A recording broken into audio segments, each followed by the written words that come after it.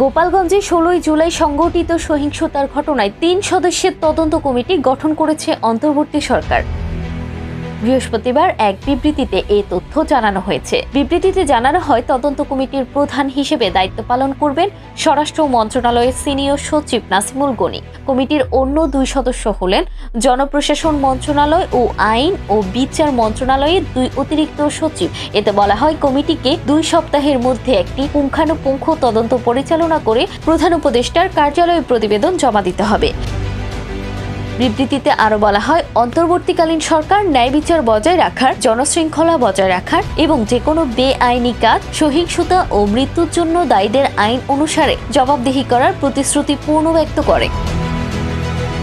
প্রসঙ্গত, এনসিপির জুলাই পদযাত্রা ঘিরে গতকাল দিনভর দফায় দফায় হামলা, ভাঙচুর, অগ্নিসংযোগ ও ককটেল বিস্ফোরণের ঘটনা ঘটে। আওয়ামী লীগ ও নিষিদ্ধ ছাত্রলীগের নেতাকর্মীরা এই হামলা চালিয়েছেন। হামলাকারীদের সঙ্গে আইন শৃঙ্খলা রক্ষাকারী বাহিনীর সংঘর্ষে ৪ জন নিহত এবং অন্তত ৯ জন গুলিবিদ্ধ সহ অর্ধ শতাধিক ব্যক্তি আহত হন। এই ঘটনার পর কারফিউ জারি করা হয়। আজ সন্ধ্যা পর্যন্ত কারফিউ বলবৎ থাকবে। গোপালগঞ্জে জাতীয় নাগরিক পার্টি এনসিপির জুলাই পদযাত্রা ঘিরে সংঘর্ষের ঘটনায় আজ বৃহস্পতিবার সকাল পর্যন্ত কোনো মামলা হয়নি। এই ঘটনায় ১৪ জনকে আটক করা হয়েছে।